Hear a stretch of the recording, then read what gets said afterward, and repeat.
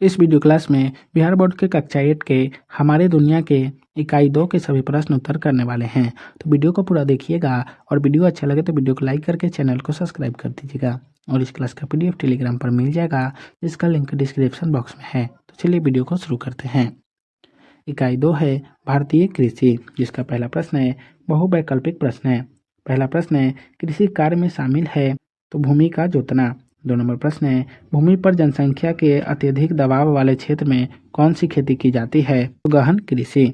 3 number प्रश्न है इनमें से कौन समूह रबी की फसलों से संबंधित है तो गेहूं मटर। 4 नंबर प्रश्न है जूट की फसल प्रमुखता होती है तो किशनगंज में। 5 नंबर प्रश्न है बीज को मान उपलब्ध कराती है किसानों को खाद बीज। 2 नंबर प्रश्न है खाली जगहों को उपयुक्त शब्दों से भरें। पहला है स्थानांतरित कृषि को डैश भी कहते हैं तो दहन कृषि।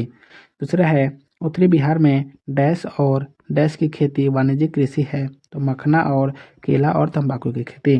तीसरा है जायद फसल का उदाहरण डैश है तो तरबूज, ककड़ी, खीरा और सब्जियां। चौथा है किसान क्रेडिट कार्ड से किसानों को डैश सुविधा उपलब्ध होती है तो वित्तीय सुविधा उपलब्ध होती है। पांचवा जैविक खादों से भूमि की उर्वरता शक्ति डैश है तो बढ़ती है। 3 नंबर प्रश्न है निम्नलिखित प्रश्नों के उत्तर दे अधिकतम 50 शब्दों में। जिसका पहला प्रश्न है कृषि कार्य किसे कहते हैं। जिसका उत्तर होगा खेती करने की प्राथमिकता क्रिया को कृषि कार्य कहते हैं। भूमि को जोतकर विभिन्न प्रकार की फसलें, सब्जियां, फल फूल उपजाना, पशुओं को पालना, मत्स्य पालन इत्यादि करना कृषि कार्य है।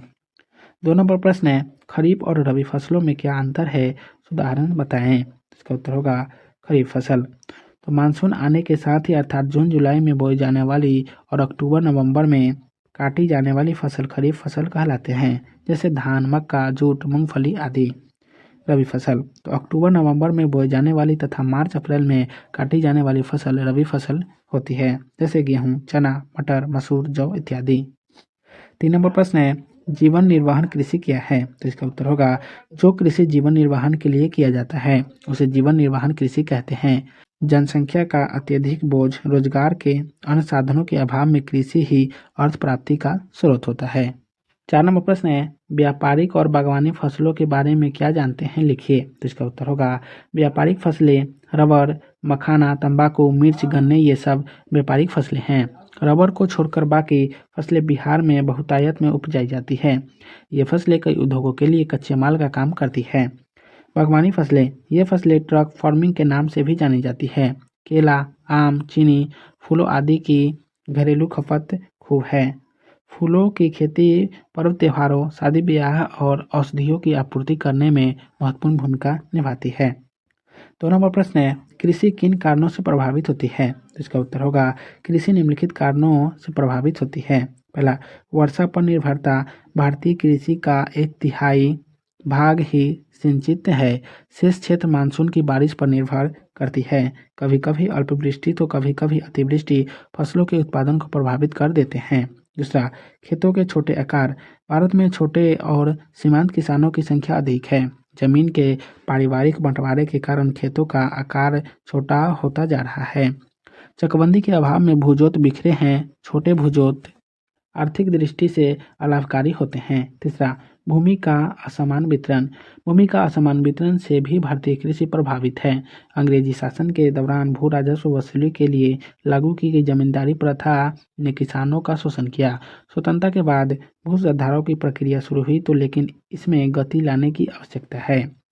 तथा कृषि ऋण छोटे किसान बीज, खाद, कीटनाशक, श्रमिक आदि के लिए महाजनों या अन्य संस्थाओं से कर्ज लेते हैं। ऊंची सूद दर, कम उत्पादन, मौसम की बेरुखी, बिचौलियों के कारण किसानों को पर्याप्त लाभ नहीं हो पाता।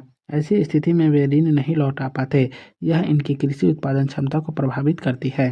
5वां कृषि विपणन तो अच्छी बाजार व्यवस्था के अभाव में किसान अपने उत्पादों को बिचौलियों व व्यापारियों को सस्ते दामों पर बेचने के लिए बाध्य हैं, जो उनको उचित मूल्य नहीं देते। फसलों की अत्यधिक उत्पादन को न तो सही ढंग से बाजार में पहुंचा पाते हैं और न ही बिक्री कर पाते हैं।